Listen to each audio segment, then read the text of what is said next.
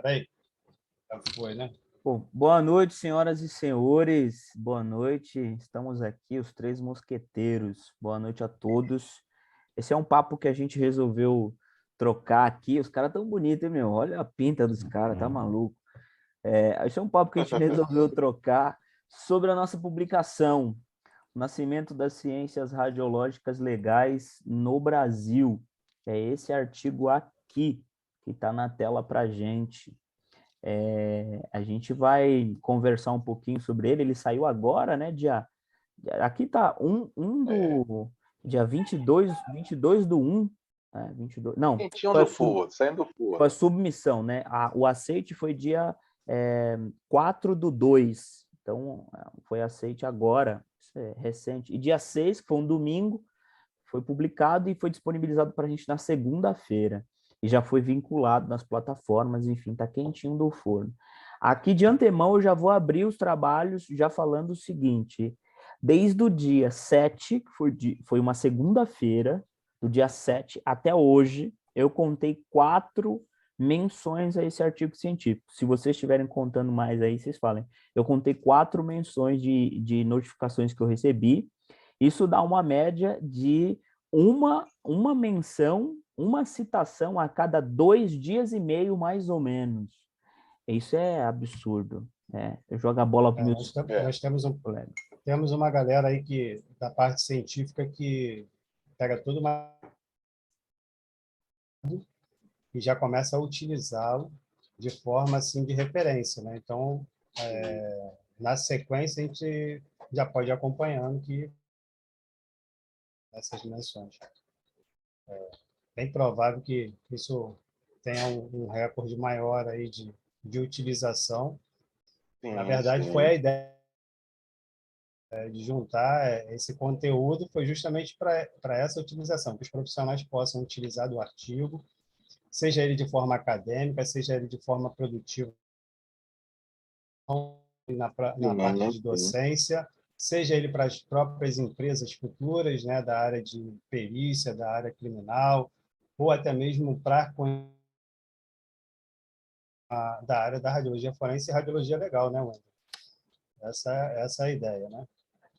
Está Eu funcionando. gostaria de falar também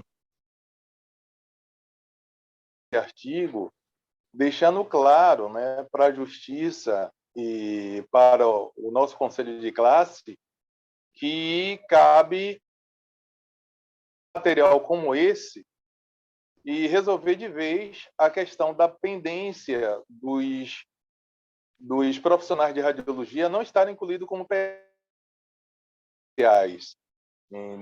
E aí a gente mostra, através dessa documentação em artigo, que a gente tem todo o lastro de conhecimento para ser incluído nos concursos para perito oficial no IML.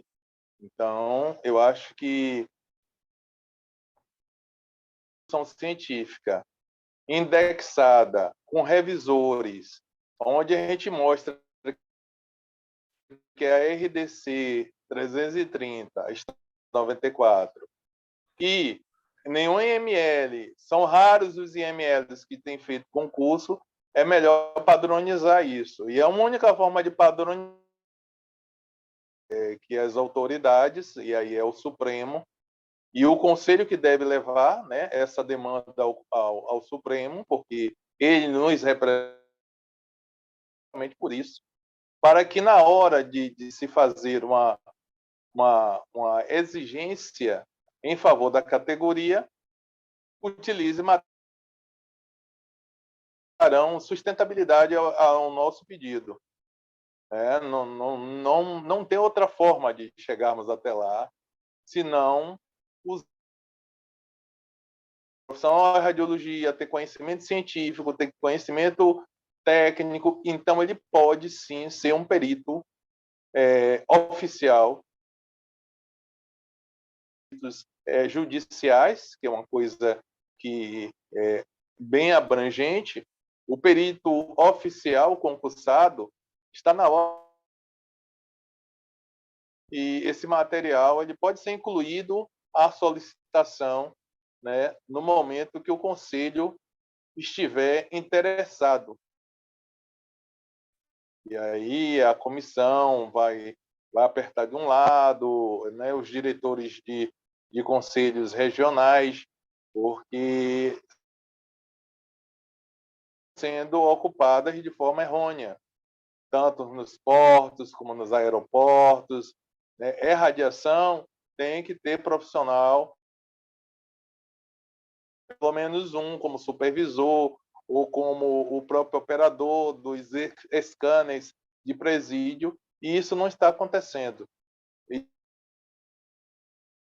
uma demanda reprimida, o cara se forma, ele fica só pensando em atuar nos espaços de diagnóstico por imagem,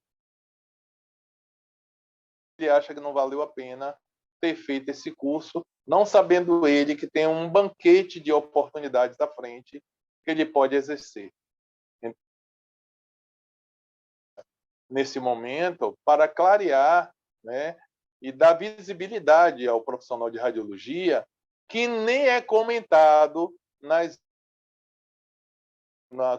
imprensa durante essa pandemia como linha de frente. Se fala do fisioterapeuta, se fala do pessoal de enfermagem. Gente, não é vaidade, se fala do enfermeiro, não é vaidade, mas tem que se dar valor a quem tem valor. Então, o médico quer saber se o indivíduo... Muitas vezes, logo no início, vocês viram muitos exames de imagem sendo realizados de tomografia. E aonde está esse profissional de raio-x que ninguém, de nenhum meio de comunicação, comenta que é linha de frente? Então, a coisa só vai realmente tomar corpo. Eu sou guerreiro. Então, assim, a gente não produziu um artigo desse nível para poder agregar só para as pessoas terem como um resumo facilitador do aprendizado sobre radiologia legal e radiologia. Começar a pressionar as autoridades governamentais que os profissionais estão, sim, querendo, de forma legítima, ocupar subutilizadas, ou talvez comprometendo e provocando riscos, né? Colocando profissionais, né, de várias outras áreas ocupar a vaga que é nossa por direito em 1985. Perfeito. Muito bem falado. E todas as Sim. áreas que o Dr. Silvestre está conversando sobre a nossa abrangência, nós decidimos resumir, na verdade não foi resumir, né? O que a gente decidiu foi explicar a bagunça. Foi isso que a gente conversou no começo, né? Quer dizer, existem uma série de coisas que já estão aí, já estão Centralizar, né? feitas. Centralizar. Isso, e elas estavam meio fragmentadas. Inclusive, esse é um dos maiores problemas que a gente tem na legislação da radiologia. Sim. Quando eu vou dar aula de bioética, por exemplo, que eu vou falar sobre o código de ética da enfermagem, ele é lindo. Quando eu vou falar sobre o código de ética do médico, ele é lindo. Tem código de ética do estudante de medicina. Ó, que louco. Então, agora, quando você vai falar sobre os direitos e deveres do cara da radiologia, você tem um monte de problema. Você precisa juntar uma norma aqui, uma lei ali, elas são confusas, elas se conversam, leis com hierarquias diferentes, por uma falta de um conhecimento técnico, jurídico, acabam sendo interpretadas da mesma forma. Tem uma série de problemas. O que a gente resolveu fazer? A gente sentou e falou assim, cara, vamos centralizar tudo isso, vamos explicar para as pessoas, porque tem muita gente que está procurando a gente que ainda não entendeu isso. Então, nós resolvemos criar esse artigo científico e damos o nome de O Nascimento das Ciências Radiológicas Legais no Brasil. O que é isso? O marco lógico foi isso aí, muito bom. Marco lógico, metodológico, científico, forense. Então, esse é o marco zero. A gente vai começar a partir daqui, porque de fato a gente conseguiu juntar tudo e explicar. E aí, aqui estão os nossos nomes, vou só fazer uma visão geral aqui, e aí cada um de nós vamos explicando os tópicos, explicando o que a gente fez, como que a gente desenvolveu isso, fechado? Olha só, esse primeiro momento, Fechado. a gente faz uma introdução, essa introdução é interessante, sim, da gente ver, porque a gente consegue comparar não só o desenvolvimento da radiologia, mas como o desenvolvimento da medicina legal no Brasil. Muito pouco se fala sobre isso. As pessoas confundem muito. Até hoje, antes da gente iniciar, a gente estava conversando que o cara vai dar a mesma aula que a aula de medicina legal. Ele está dando aula de medicina legal com o nome de radiologia forense, porque ele ainda não entendeu que isso é diferente. E já foi lá no passado, há muito tempo, chamada da mesma coisa. Agora ele é diferente. Sim.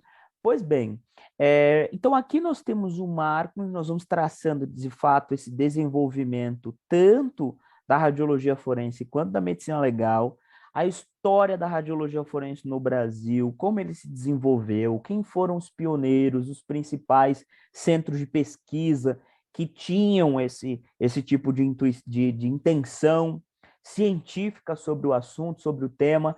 E a gente vem traçando um panorama geralzão até chegarmos nas nossas legislações atuais. Então, ela é um panorama geral mesmo. Geral, pega desde o comecinho até hoje a RDC 330, até o que a RDC fala sobre a nossa função. Então, vejam que está bem completinho nesse sentido. Espera aí, gente. Eu dei uma pausa para dizer o seguinte. Perfeito. Eu só pausei aqui o vídeo. Vai dar 8 minutos, faltam 8 minutos e 57 para acabar. Então, eu vou só concluir isso aqui, fechado. E aí, mesmo que caia, a gente volta, não tem problema, depois eu junto tudo isso no aplicativo, tá? E faço várias falas diferentes. Fiquem tranquilos, tá bom? Se cair, eu mando outro link, a gente volta até a gente encerrar a fala de todo mundo sobre os assuntos. Fechado? Então, vamos lá, vamos retomar. Fechado. Então, perfeito. Então, a gente consegue falar sobre a RDC 330 e sobre a portaria 453. E um panorama geralzão sobre tudo. Aqui, de cara, a gente já explicou a bagunça. De cara. A gente já explicou qual é o problema dos caras que estão dando um curso de medicina legal, dizendo que é radiologia forense, dos caras que olham para a radiologia forense e acham que ela é única e exclusivamente cuidar de cadáver, os caras que não entenderam a sua aplicação perante um conselho. Talvez o que faltou aqui, não vou nem dizer faltou, né? Que a gente podou muitas coisas porque ia ficar grande, mas uma explicação mais abrangente sobre o artigo 15º da Resolução 2 de 2012 do CONTER, que lá tem a conceituação. Lá tem radiologia, o auxílio desse profissional das técnicas radiológicas, na radiologia forense e aos tribunais. Então, o próprio artigo 15º da Resolução 2 de 2012 já divide radiologia forense de radiologia jurídica, como o Richard chamou há muito tempo atrás, e que a gente chama de radiologia legal, tem o mesmo sentido, a mesma intenção científica, tá certo? Então, nós resumimos essas duas áreas, radiologia forense e radiologia legal, ou jurídica, e agregamos ela dentro de uma ciência, porque nós entendemos que é uma ciência, e aí nós vamos conversar aqui sobre os demais capítulos, nós vamos explicar para você por que nós consideramos como uma ciência, e você vai ver que, de fato, ela é uma ciência. Nós colocamos todas essas duas áreas dentro das ciências radiológicas legais. Pois bem, e ela nasceu no Brasil. Então, dado só da introdução, eu acho que a gente já espancou uns 10 aqui, né? Na minha opinião, não sei o que vocês acham sobre a introdução. Perfeito. Eu tenho uns termos diferentes, mas eu vou deixar para depois dar uma citada. Mas aqui, então, só na introdução já foi excelente para a gente. Vale a pena ler o artigo, se você quiser ler. Sim. Vale a pena ler pelo menos a introdução para você entender a bagunça que nós temos, tá certo? Sim. Ó, dei uma pausa. O senhor quer falar? Tem 6 minutos. Então, o senhor pode continuar. Lembrando que aí o senhor vai... Dá para falar que é rapidinho. Não, mas aí... Não, o senhor pode continuar. Lembrando que a gente vai cortar, ele vai cair, e aí o senhor volta da onde o senhor parou, fechado? Fechado. Vai lá. Bom, muito da comunidade científica da radiologia forense, que hoje nós estamos já trabalhando, em que todos os exames que eram feitos dos raios-x dentro de um instituto médico legal era porque estava lá dentro do Instituto Médico Legal. E só se pensava nisso, até porque aí levam, imagens, radiografias. Essas radiografias estão ali com um indivíduo e ferimentos de arma de fogo, ou alguma coisa introduzida no ânus, e eles acham que aqui falando de radiologia forense. Mas estamos aqui fazendo um passeio por altas tecnologias para podermos especialidades da radiologia dentro da radiologia legal, que é um método que vai ajudar o jurídico a elucidar determinada matéria. Então, quando a gente começa a fazer essa exploração de conhecimento e vai buscar que esta especialidade ela fornece informações à resposta judicial, ela passa a ser a radiologia, o nascimento da radiologia forense legal no Brasil. Então, assim, eu me sinto vocês porque há um tempo atrás não se discutia a possibilidade da medicina nuclear, da radiologia legal ou radiologia forense. E aí a gente começa a colocar os quesitos que dão suporte e demonstra, através de uma legislação, que a gente está mais dentro do que fora, do que ser legal e forense. Então, em medicina nuclear, como uma especialidade muito... E existe aí a possibilidade do indivíduo recorrer, no momento que ele tem um câncer, a uma aposentadoria, isso vira uma situação. Se isso leva a ter um laudo previdenciário, ele aí já está buscando um sentido jurídico do efeito.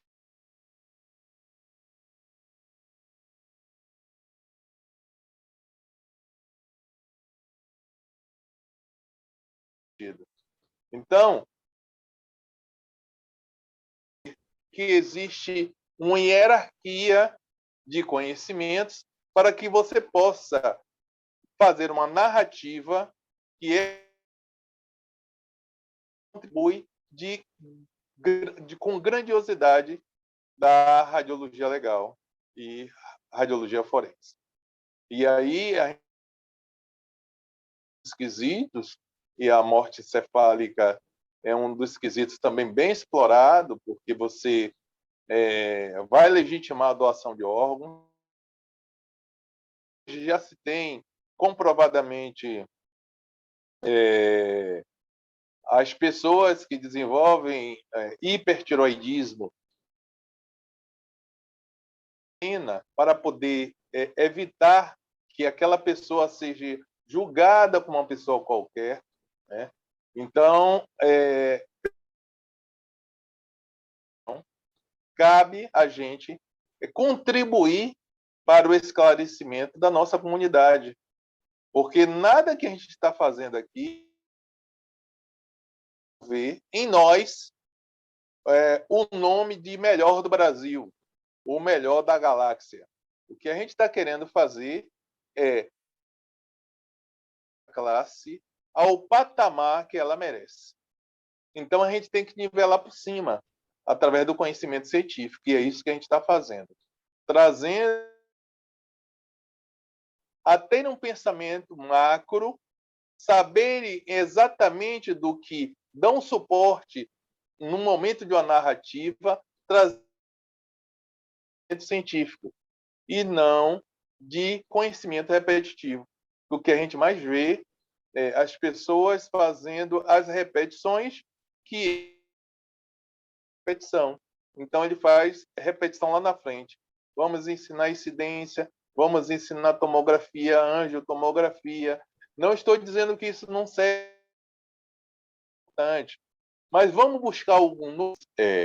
Então, a gente entra na perspectiva, contribuindo para os nossos nobres colegas de classe a desenvolverem projetos voltado para o crescimento e a evolução da radiologia. E a radiologia, ela tem o seu passado, mas ela continua em evolução, né? A espectroscopia, quando ela surgiu, poucas pessoas entendiam qual é desse método na ressonância magnética. E aí você já vê na USP a espectroscopia sendo bastante lá para fins forenses. E qual o objetivo dessa espectroscopia? É simplesmente ela, ou um quanta, né, que a gente falando em física quântica, um pacote que possa existir dentro daquela parte. Dali você obter informações referente ao uso de drogas ou até mesmo substâncias no esporte. E aí eu trouxe para a apresentação desse trabalho o meu expertise em medicina nuclear. É também relevante saber que o profissional de medicina nuclear ele já começa a ter uma diferenciação por conta do uso das radiações de uma forma mais exposta. Então, a convenção coletiva ela vai tanto a medicina nuclear, a radioterapia e a industrial como especialidades que a exposição, sendo ela um pouco maior, não só a exposição, mas a formação de conhecimento.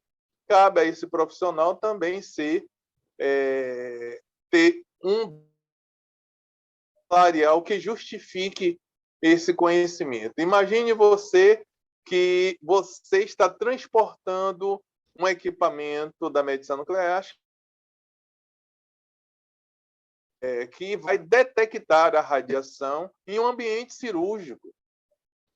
Então, você não trabalha só preso dentro de imagem. Você não trabalha pegando apenas o equipamento de raio-x e fazendo o raio-x do leito. Você ultrapassa os clínica e de um hospital para realizar essa detecção no centro cirúrgico, onde esse paciente vai não ser no hospital onde você trabalha, e sim ser no hospital onde esse médico tem a parceria e você apenas vai acompanhar com o para estar legitimamente atuando com os médicos, porque se isso só vai acontecer a cirurgia, então está lá o grupo de especialistas, né, de médica, do médico, do enfermeiro,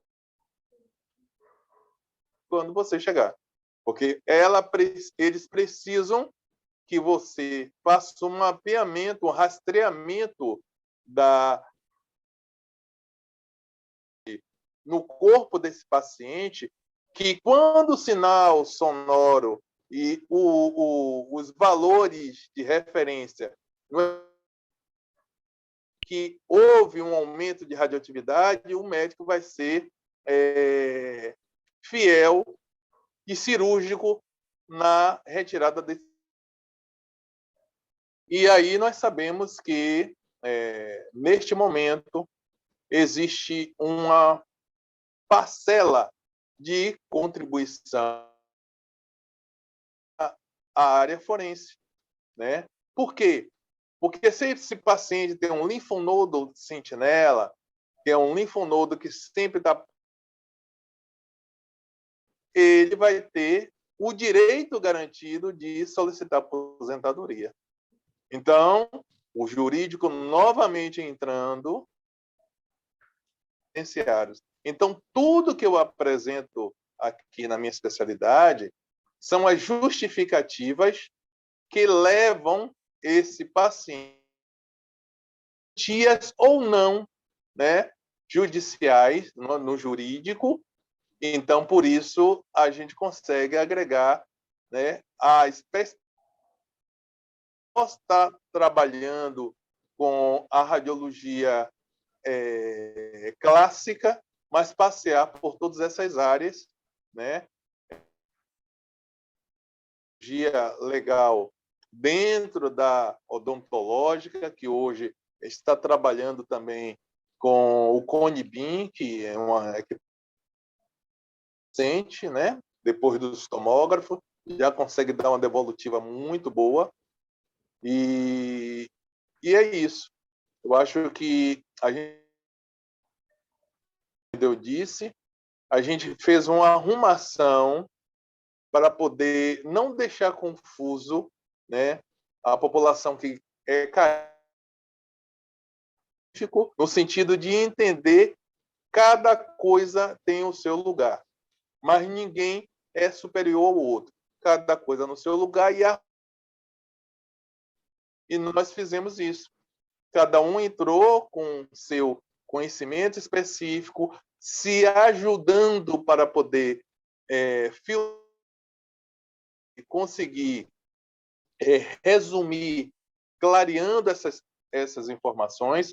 Então, a narrativa traz aí uma perspectiva de uma forma bem moderna, né, da radiologia, né, o marco lógico da radiologia do Brasil. E aí a gente já parte da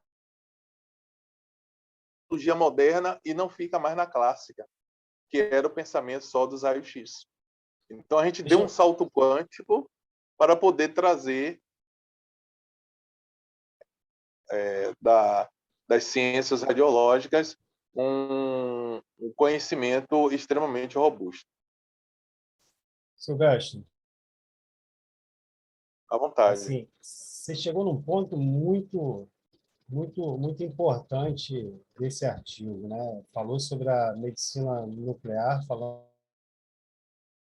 podemos diferenciar, né? Isso, na verdade, incluía uma especialidade na área da radiologia forense, a qual era vista apenas como uma especialização. Nuclear é uma especialidade que pode ser utilizada na radiologia forense e é utilizado também na radiologia legal, por fim. E quando a gente tenta arrumar a casa de forma de apresentação do que é o que nós estamos falando sobre radiologia legal e radiologia forense, né? Então, a gente traz aí o conjunto de... que quer dizer o conjunto dessas duas partes, seja ela radiologia forense e radiologia legal, porque, na verdade, nós temos tanto o radiodiagnóstico, suas especialidades, suas sub-áreas e especialidades, atribuídas à função da radiologia legal. A gente não se aprofunda nas outras especialidades, dizendo como ser utilizada, até porque eu estou falando aqui com profissionais que já são cadastrados, bem como profissionais peritos atuantes na área de perícia judicial, e considero todos os dois profissionais que estão aqui comigo nesse artigo, tanto o professor Wendel, quanto referência na radiologia forense, porque nós nos conhecemos dentro da radiologia forense e nós estudamos a fundo o perfil de cada um para saber do que estava falando, se fazia sentido ou não. E o desenvolvimento do artigo é justamente para isso, né? É para que eles possam entender que quando se fala radiologia forense, na área criminal, área de investigação, mas a gente traz para o modelo investigativo da radiologia. Então, tudo que é utilizado de forma de anomalias ou anormalidades apresentada, seja ela num objeto ou corpo humano, de forma coerente, correta ou incoerente, ou seja, incorreta. Aquela que pode definir a idade da sua utilização ou até mesmo identificar de um diagnóstico preciso de uma possível doença, de um clínico, médico, odontológico ou veterinário, ou até mesmo uma deficiência de formação de uma peça que seja ela da parte industrial.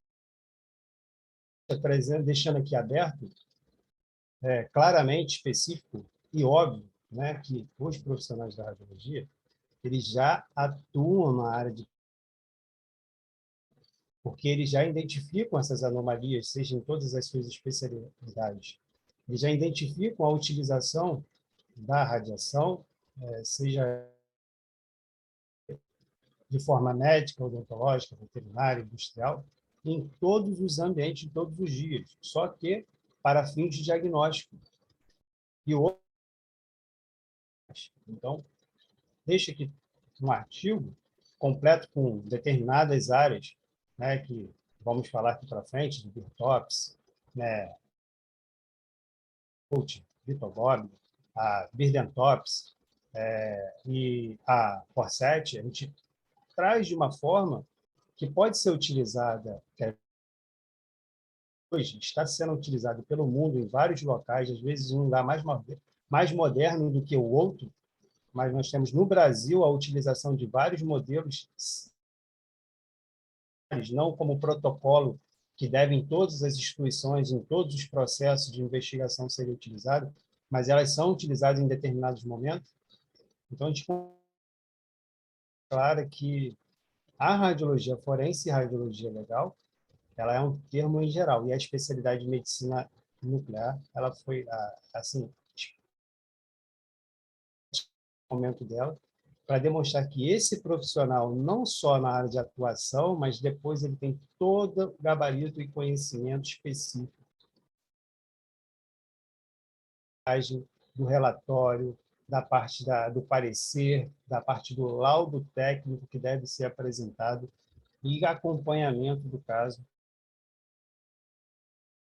do leigo, né? Que fala que é o juiz nesse momento que não entende da área e ele fica em cima da base dos laudos, dos diagnósticos, ele vem para dizer se aquilo foi feito corretamente, se o procedimento é aquele mesmo, se a imagem é aquela mesma, se condiz com a parte anatômica, com a parte de identificação do objeto, da falha de uma possível construção de uma peça que seria da industrial. Então, a gente deixa aqui bem claro que algumas partes, eu acredito, para quem deve estar se perguntando, o pessoal vai parar, a gente já fez um artigo anterior a esse, no momento de pandemia, de protocolo, de como os INLs gente, né, que trabalhavam. Então, Diga-se de passagem, um puta artigo de protocolo separando em 3 cavidades: crânio, tórax e abdômen. não falamos dele, não falamos deles. Não né? falamos Deixamos dele. eles para aqueles que pesquisaram e utilizaram diretamente. Né? Então, não é o último apresentado, como muitos profissionais têm trabalho para ser apresentado sobre a radiologia legal e radiologia forense. E é fato, cita que o artigo seja um caminho para a regulamentação do profissional perito oficial, né, na área da área de um concurso civil, né, do processo oficial, automaticamente a gente já reconhece esse profissional sendo utilizado por ordem de intimação, nomeação. Ele é intimado para poder fazer um determinado exame, para dar um parecer, para dar um esclarecimento. Ele é nomeado para poder ser que possa trazer esclarecimento sobre o caso. Nós temos o profissional que atua hoje realizando as imagens dentro dos IML, dentro dos hospitais militares, seja ele hospital público ou estadual, federal, né, clínicas particulares, em laboratórios. Nós temos o técnico operando esses equipamentos e nós temos os dois profissionais já hoje sendo reconhecidos, como as outras áreas são reconhecidas, e os juízes entendem que precisa desse profissional. Não são todos os estados, fica aqui comprovado que não são todos os estados, né, nem nacionais, que nós temos aí municípios, estados, que nós temos profissionais atuantes na radiologia forense, mas nós temos várias localidades nomeados dentro dos fóruns, trabalhando como peritos judiciais, e que muitas das vezes era reconhecido a veterinária odontológica para ser feito o que o técnico poderia estar sendo feito, realizando de melhor qualidade, com melhor aproveitamento dos meios veterinários, mas com conhecimento técnico de vivência de quem atua realmente. Então, a felicidade do artigo é abrindo uma porta, esclarecendo o que é a radiologia forense e que nós estamos dentro de uma realidade, que é a radiologia legal, o nascimento dela. É muito gratificante isso, entregar isso dessa forma para que todos possam acompanhar, os interessados na radiologia. E isso justifica um pouco a nossa fala, o trabalho. viu, Richard? Justifica a nossa fala, porque em muitos lugares, em muitos estados, ainda nós não temos a classificação nossa lá nos tribunais. Então, por exemplo, além do problema relatado pelo Dr. Silvestre no ponto de vista dos IMLs, nós temos do ponto de cá dos tribunais que nem todo tribunal tem opção para nós que somos da radiologia. Então, por exemplo, o estado da Bahia não tem, você tem que se cadastrar. Bahia não tem. Vai se cadastrar como o quê? Mas eu acho que na Bahia tem imaginologia, se não me engano. Aí entraria. Tem imaginologia, né? Mas não tem o cara da radiologia, que é diferente. A gente tem atribuições diferentes. Por exemplo, o aluno sempre pergunta qual a diferença entre nós e o biomédico. Do ponto de vista pericial, por exemplo, a gente pode fazer uma perícia em radiações ionizantes e não ionizantes. O biomédico ele tem a função lá, é imaginologista também, mas ele tem uma função mais focada para a imagem, fisiologia, enfim, imagem, legal. E a imaginologia.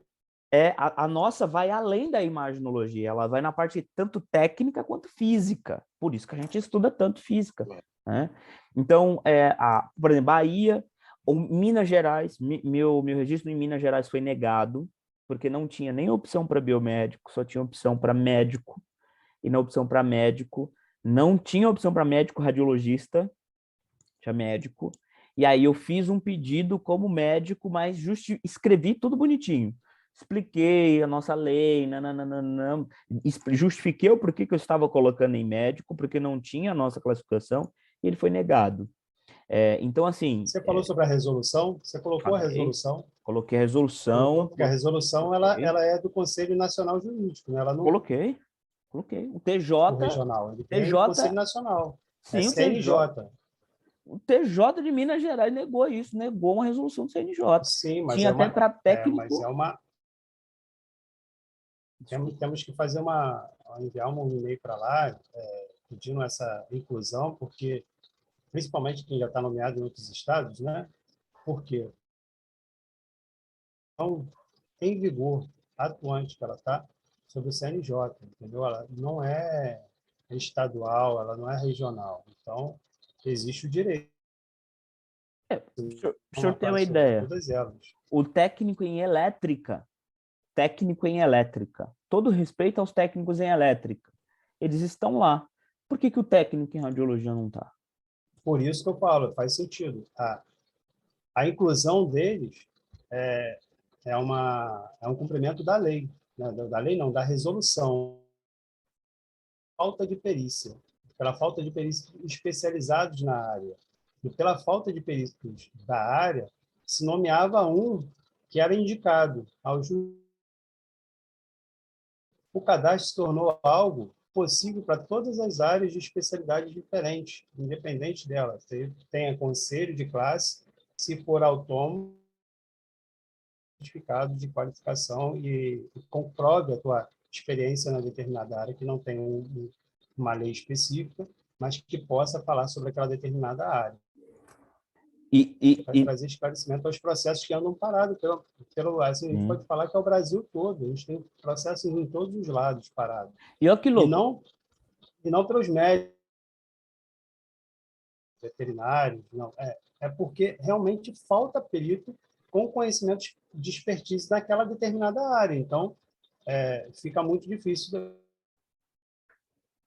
né, por conta de falta de conhecimento. O juiz não consegue finalizar. Então, é por isso que os tribunais de outros estados devem depois fazer também um e-mail para lá, onde para poder fazer esse esclarecimento, perguntar da possibilidade, né, de Devemos em outros estados. Eu acho que a gente deveria assumir a responsabilidade disso, viu?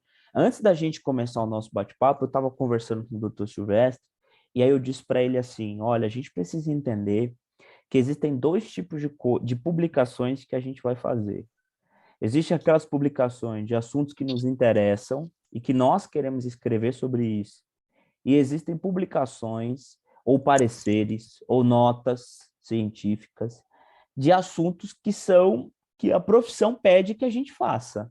Essa é uma delas. Essa é uma delas. É o tipo de ação que a, a profissão está pedindo que a gente faça. Que a gente encaminhe as nossas nomeações junto com as nossas publicações e diga assim, cara, isso aqui é CNJ, cara, isso aqui tem lei, cara, a gente já está atuando, é assim que funciona, por que que aqui no seu estado não está sendo desse jeito? E o pior, eu fui fazer uma inscrição em um instituto em um outro estado também, um instituto de perícia, e o cara olhou para mim e falou assim, qual é a sua área? Eu falei, eu sou da radiologia forense. Ele falou, mas isso é área de perícia? Eu falei, é sim. Aí ele disse assim, mande para mim conhece. não conhece. Aí ele disse, mande para mim um comprovante de que você é perito. Aí eu fiquei com isso na cabeça e falei, mas eu não entendi. O que o senhor quer? O senhor quer que a minha habilitação é plena. O senhor quer a resolução da minha área? O senhor quer o meu certificado de conclusão de curso? O senhor quer a minha credencial do conselho? Não, eu quero um comprovante que você é perito. Aí eu perguntei, eu sou pós-graduado em perícia judicial, o senhor quer o certificado de pós-graduação em perícia? Ele falou, não, um certificado que você é perito. Eu falei, mas qual que é o certificado? O senhor quer uma certidão emitida por uma vara de que eu sou perito lá? Isso? Ele falou, não, é uma compra. Aí eu não entendi. Aí eu falei, então tá bom, muito obrigado, um beijo, um abraço. É bom até você tocar nesse assunto, que a gente já esclarece aqui para alguns que têm curiosidade sobre isso. Alguns leigos que não entendem a radiologia forense, né,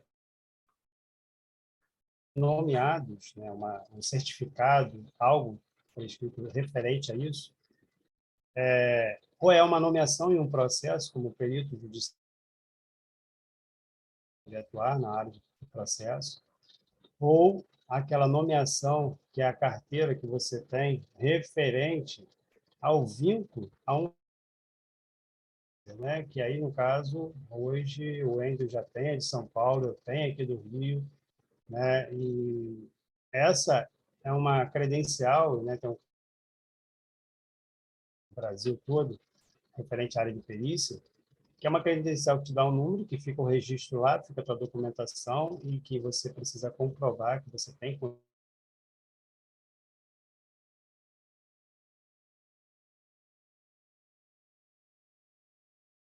dos requisitos dessas instituições é que você esteja local para poder você ser. Então, você precisa ser perito judicial de algum TJ, você precisa ter algum regional, tá? E aí, a partir disso, você consegue a nomeação particulares, elas não são, né, instituição pública ou estadual ou judicial, não. Elas são particulares. A entidade é o comprovante hoje, né? Eu tenho 2 filiações, 2 inscrições reconhecidas no nível do Brasil e outra no nível do Rio de Janeiro, para a identificação toda vez que me precisa.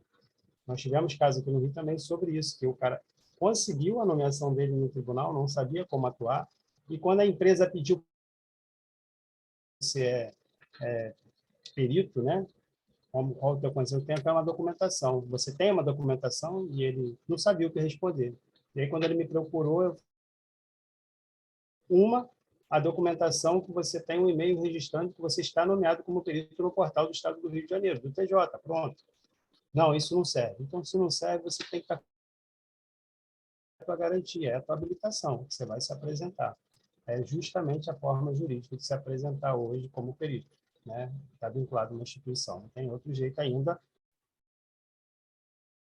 A falha dele é justamente essa, porque nós temos órgãos de perícia, né? Nós somos sindicatos de perícia, nós temos associações de perícia, instituições de perícia. Alguma delas nós temos que estar vinculadas, assim como nós estamos vinculados ao nosso conselho, para poder provar que nós somos profissionais da área. Mesmo sendo profissional, especializado, pós-graduado, né, ou doutorado em radiologia forense ou ciências radiológicas legais, nós vamos ter que, de alguma forma, estar vinculado a uma instituição para nos representar. E aí não tem para onde escapar. Precisamos, profissionais, estar cadastrados em uma instituição para perícia ou sindicato de peritos, algo que te dê uma documentação, uma identidade, uma habilitação para aquela área. Nítido. Pode falar. Eu aproveito até para sugerir, eu lá atrás fiz a minha inscrição na Sociedade, eu achei muito válido, né? Aproximadamente 2016 foi quando eu fiz a FAMESP. O Wendel agora tem também, né, como pesquisador perito pela sociedade, e eu estou tentando minha credencial para que eles possam emitir para mim a certificação e no mesmo Richard, porque a gente vai postar uma foto nossa, como a gente postou agora, com o número do OCID das nossas publicações, o número do nosso OCID embaixo de cada um, né? A gente se preocupar com menos roupa aparecer e a brasileira de ciências forenses. Aí, cara, vai ser uma paulada só. Porque imagine, embaixo do seu rosto está lá que você faz parte da Sociedade Brasileira de Pesquisador Perito Forense. E a galera saber, e ainda tem mais. O OCID, se vocês tiverem... Eu já gravei meu número de OCID. Eu sugiro que a nossa identidade científica. Porque a galera, se a gente faz uma propaganda, uma imagem, um card com o OCID, veja nossas publicações, que passa na cabeça desse povo não. A galera fica clicando ali em cima daquele número para aparecer a publicação. Eu digo, não, esse número aqui você tem que tirar. Vou botar isso agora, bote no Google e aí você vai ver as publicações. Porque o pessoal ele está nesse formato de que é tudo mastigadinho. Só que isso não vai conseguir clarear a mente deles. Então, eu acho que se nós trabalharmos dessa forma, que é uma instituição de respeito, o Ender já viu, é uma instituição de respeito. E embora você já tenha outras credenciais também, Richard, mas assim, para ficar de forma homogênea, agora, eu não tenho as mesmas credenciais que você, Richard, mas você pode até utilizar no seu portfólio, Não, mas essas são que eu tenho são particulares, tipo, eu preciso delas para um determinado serviço, então por isso que eu tenho sim. elas. Assim, se afiliar a uma associação, uma instituição, ela é necessário. O que eu estou querendo deixar bem claro aqui, não tem como técnico em radiologia ou ele é tecnólogo, ele já está com habilitação e aí ele já pode ser perito a partir de fazer um curso com o Wendel, comigo, ou com você. Ah, eu já sou perito? Já fiz o curso? Pode ser um curso Não é. de 600 horas. É importante esclarecer, né? Que pode ser um curso de 600 horas. A formação do perito, ela é ad eterna, né? Sim, ele vai precisar de uma instituição que identifique ele, né? Me perguntaram um tempo atrás. A instituição me cobra uma anuidade. Pô, eu tenho que pagar do eu respondi da seguinte parte para ele, né, o profissional. São duas coisas diferentes. Uma, você está pela habilitação profissional de atuação, como em radiologia. Essa é a obrigação para você, como se fosse para você atuar na área, atuar em profissão, precisa dela. Agora, quando você fala da área de perícia, outra área, você precisa estar naquele ramo ali. E se é aquele ramo, eles precisam que você tenha uma documentação de identificação da polícia, que você Sim. precisa ter para ser policial, para se apresentar como policial. Você tem tua identidade, mas você entra para a polícia, eles vão te dar a identificação sua de policial para poder. Então, a gente precisa ter uma identificação. Na Bahia, eu não sei qual é a instituição que tem para isso, eu ainda não pesquisei. Não tem. Em São Paulo, eu já conheci que repercutia muito bem, que tinha um trabalho não voltado para a nossa área de radiologia forense, mas atuava na área de perícia em várias outras áreas, então, em cima, isso é necessário nessa área para poder tornar conhecido o trabalho. Então, eu até indiquei ela para o Endo na época, e foi uma das quais eu também, futuramente, não vou deixar de estar nela, porque, estando nessas instituições, nós temos a atribuição de prestar serviço junto com eles, né? E esse território, no caso, vamos dizer, São Paulo ou Rio, não que eu não possa utilizar o vínculo de São Paulo para dentro do Rio, eu posso. Os serviços de procura vão cair na instituição do Rio. E aí a instituição do Rio vai falar, eu tenho um cadastro no período de fulano de tal, procura ele. Então, já me ajuda. Serviço à parte, é um serviço que não está sendo nomeado pelo jurídico, pelo tribunal. É um serviço que a gente chama que é o perito one-rock, ou ações de valia, né, para avaliação, para ver se tem aquela segunda opção para um caso que está em discussão, né? Então, você faz essa pequena pesquisa, onde tem um perito da radiologia que eu possa fazer uma consulta, que eu possa ter uma consultoria dele para poder utilizar no processo ele, como que eu faço para nomear ele. Então, eles vão até essa instituição, porque é difícil encontrar o perito na região, né, com especialidade. Então, eles estão bem centralizados. A Associação Brasileira de Ciências, como é que é o nome dela? Esqueci que agora. Associação Brasileira de Ciências A Forenses. sociedade. Associação não. A Sociedade. sociedade. Isso, desculpa. A Sociedade Brasileira de sociedade, Ciências Forenses. ela é importante para o nosso caso de pesquisa. Ela é muito importante.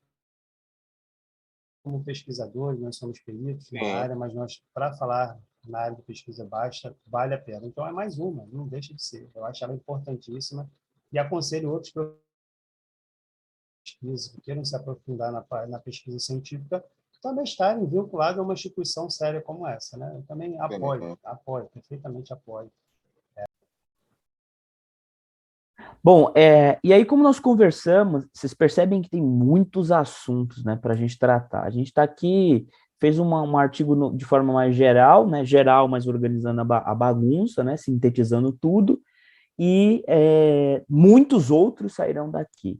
E nós falamos sobre algumas técnicas utilizadas, que podem ser utilizadas tanto na radiologia forense quanto na radiologia legal. A primeira delas é a virtópsia, tá?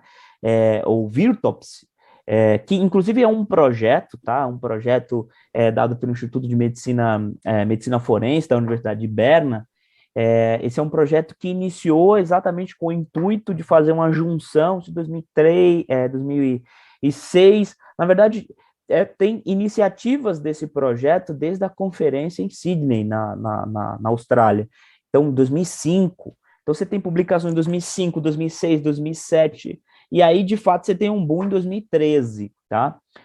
O Instituto lá, a ideia, né, é que a virtópsia seria uma forma de você excluir essa operação dependente, né, esse operador dependente que você tem no caso da autópsia convencional, que é o fato de você só... Karl Popper que diz isso, né? Karl Popper, ele diz assim, você só vê aquilo que você conhece. Isso exemplifica muito bem o médico legista.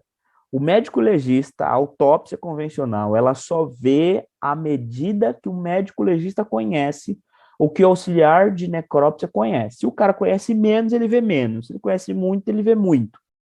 E a família, a justiça, não pode ficar dependendo dos conhecimentos técnicos do auxiliar de necrópsia ou do médico legista. Se o cara já tem 15 anos ou se ele é recém-formado.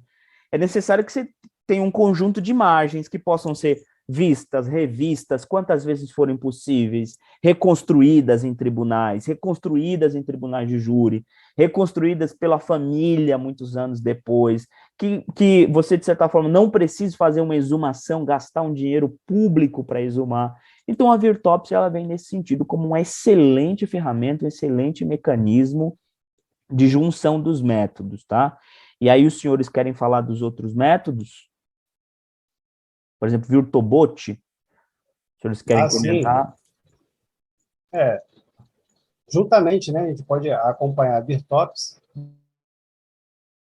Virtobot aí, que a gente pode dizer que é mais uma vez atribuindo a tecnologia, né, na área da forense, né,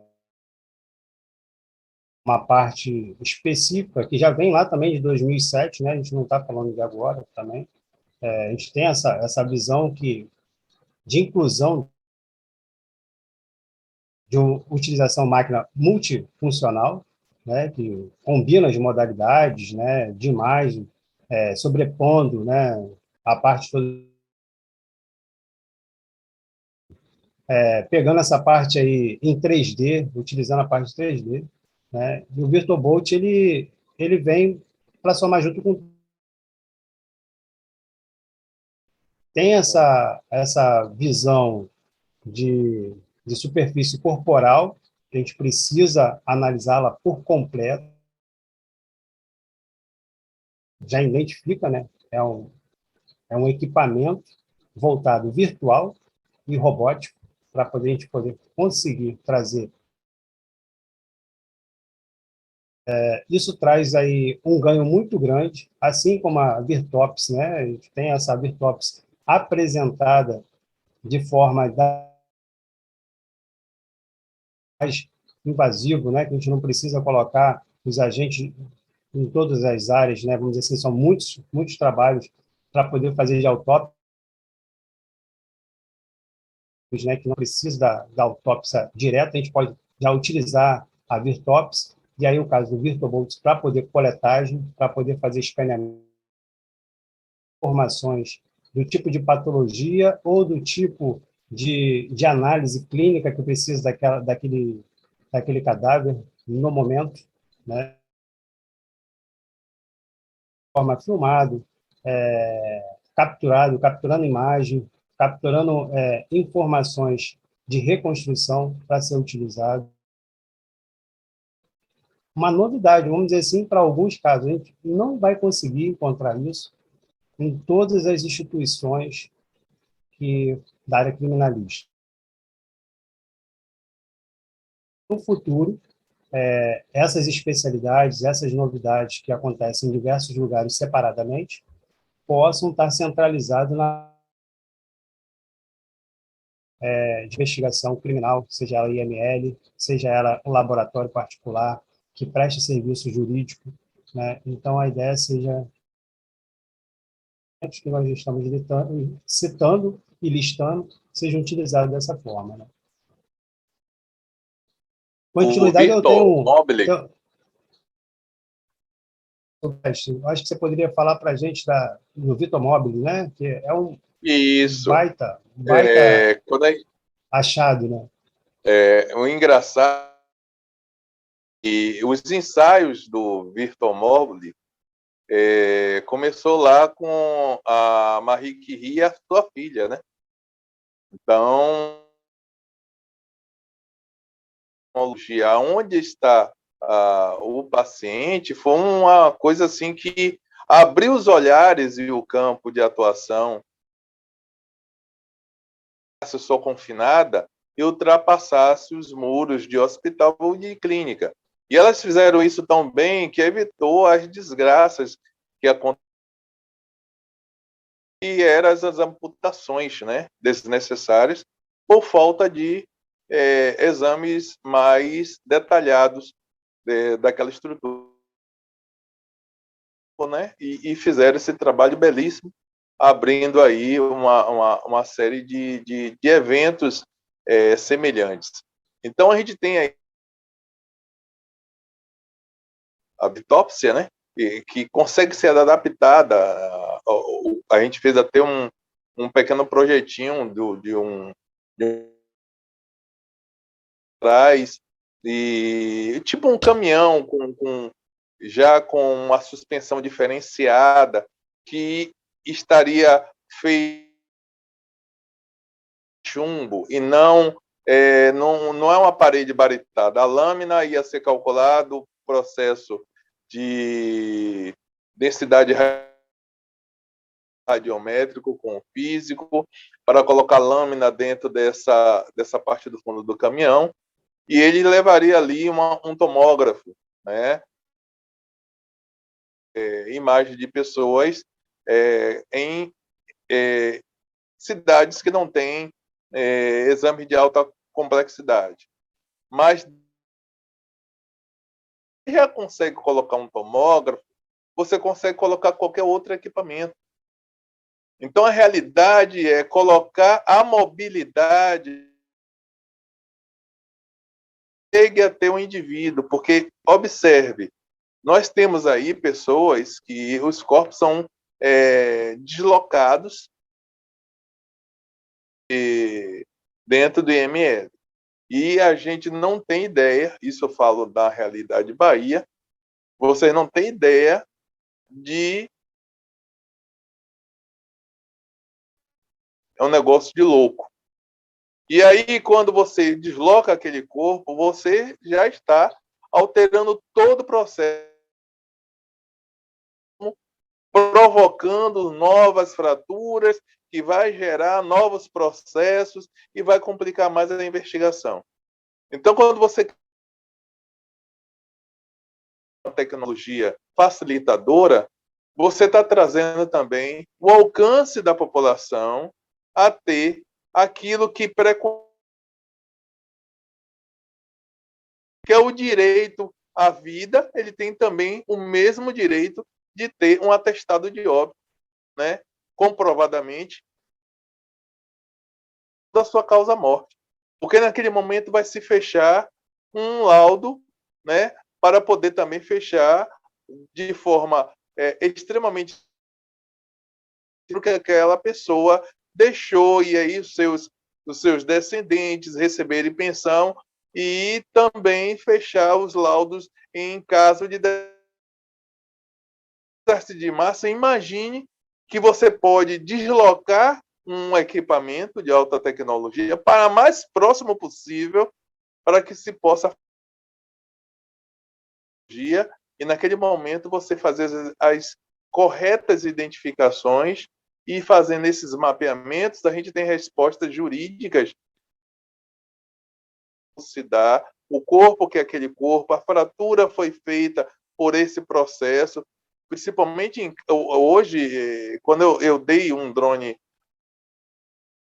para vocês entenderem, eu estava na Austrália, um drone estava sendo vendido aqui na Bahia, no shopping, e lá em Sydney, esse mesmo drone era $30. Eu comprei esse drone e, voltando para o Brasil, eu pedi para ela que ela trouxesse e entregasse ao meu filho. Mas na hora que eu dei esse presente, eu estava pensando e mandei para ele um pacote de links para ele fazer cursos para manipular drones. Porque drone hoje gera aéreas, mapeamento para encontrar pessoas que estão desaparecidas, para não precisar... Observe, tudo que eu pensei lá atrás está acontecendo hoje, e meu filho poderia sair na frente, mas ele não quis, não se interessou, não é a área dele. Tudo que a gente faz hoje, pode ter certeza que é a realidade do futuro. Quando o Reuther descobriu os raios-x, ele não tinha que iriam acontecer da mesma forma que a gente está fazendo agora. O nosso trabalho de mobilização científica tem 3 pensadores, olha só, focado na atividade técnica e tecnológica do... Conheço, sim, amigos nossos que fazem mestrado, que fazem doutorado, mas em educação, em filosofia. Não é perdendo tempo, nem está mudando o foco para que outros sigam ele. Beleza, a gente precisa desses títulos para a área acadêmica, mas vamos ter esforço, como nós estamos fazendo, de trazer para os profissionais as novidades que lá nos países estão utilizando e que a gente tem orçamento também para encaixar dentro da nossa realidade aqui. É uma questão... Porque essa realidade virtual é o que vai mais ser utilizada daqui para frente. A gente está apresentando que está dentro do desenvolvimento que a pandemia está trazendo para todas as pessoas. Realidade virtual. E o que é realidade virtual? Não.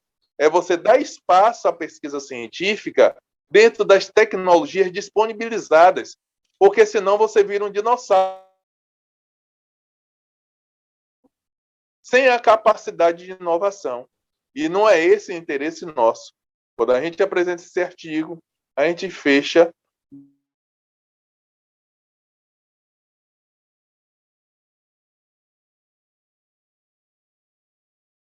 todos percebam as perspectivas futuras e adiantando, dizendo, isso está chegando. Quem não acompanhar vai ficar para trás. E quando a gente pegar a onda, quem não estiver no pico da onda, a gente deu o recado, mas a gente não pode parar como todos estão parando. Dá só um exemplo aí do Vitomobile, né? De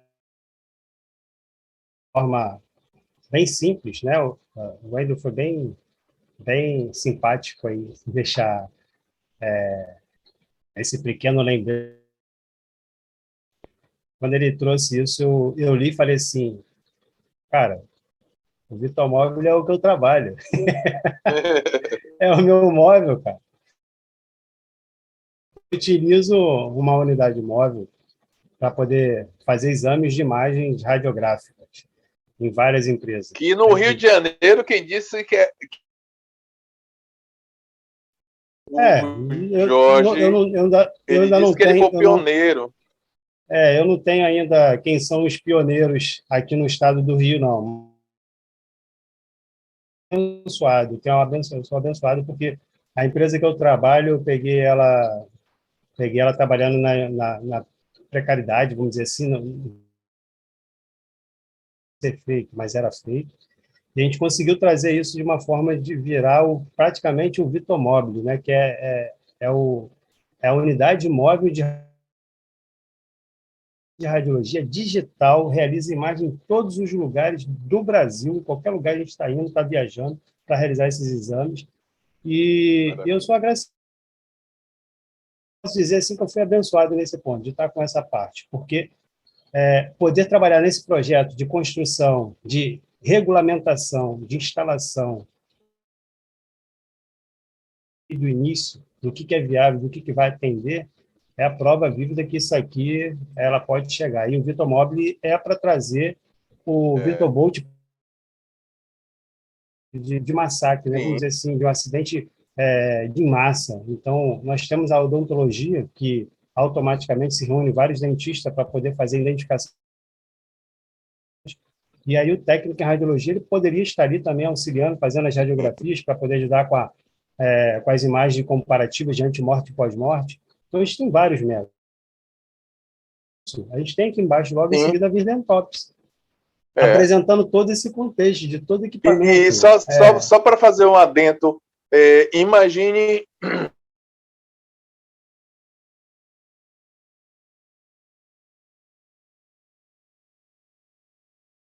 para aquele corpo cair para ele poder fazer o. Primeiro vai ter que se fazer a foto de como aquele corpo ficou, né, na árvore, para depois tirá-lo dali. Chegou o aparelhinho que eu falei nesse instante, o drone. O drone vai fazer várias fotos daquele corpo que está na árvore, porque quando fizer o resgate, né, muitas informações elas podem ficar ali com resíduo na árvore, a foto da árvore depois que foi feito o resgate. E nós falamos, vai servir para fotogrametria, né? Nós falamos, era isso que eu ia falar, nós falamos sobre isso na publicação passada. Você que está ouvindo, está se interessando pelo assunto, acha que a gente está falando isso agora? Não, a gente já publicou isso ano passado, tá? Que é a possibilidade da utilização da fotogrametria. Então a gente só está tendo ganhos, cara. A gente só está tendo ganhos e a gente está sendo assim agraciado pelos deuses. Eu digo para vocês, para poder fazer essa junção de três cabeças, filtrar as informações que são relevantes no momento e dar. A gente tem muito ainda para contribuir. Eu acredito que esse é um de uma sequência de inúmeros. Como o Richard falou, vamos fazer algo bom, enxuto, para a gente dar uma garantia financeira, porque a gente tem muitos gastos, né? Você vai se inscrever em uma sociedade, você tem que pagar. Você tem que pagar a anuidade do conselho para estar com regularidade da xericos autenticados, tudo você tem que pagar. E aí você tem que fazer cursos. Isso é bom porque estabelece o nosso piso. É uma outra coisa que a gente vai falar mais para frente. Quer dizer, eu não posso abrir um documento. Fica, na verdade, aluno pedindo bolsa, aluno querendo fazer curso com desconto, aquela coisa toda, e a gente ainda ganhar esses descontos na sociedade, por exemplo, que está lá fixado o valor no conselho. Então, nosso trabalho, eu, mais uma vez, agradeço aos senhores por essa. Eu acredito que esse sonho dará muitos frutos. Vamos ter muitos desdobramentos está publicada a nível internacional, então é muita gente que vai ler, é muita gente que vai colher informações e vai solicitar a nossa participação. Pois é, e nós já Estruturas vamos... educacionais, ou quer seja, essa documentação que eu estou dizendo aos senhores, o meu auxílio currículo para poder, quando eu for anexar no tribunal, o cara vê o auxílio lá, pô, eu vou chamar esse cara pelo currículo dele, então eu vou chamar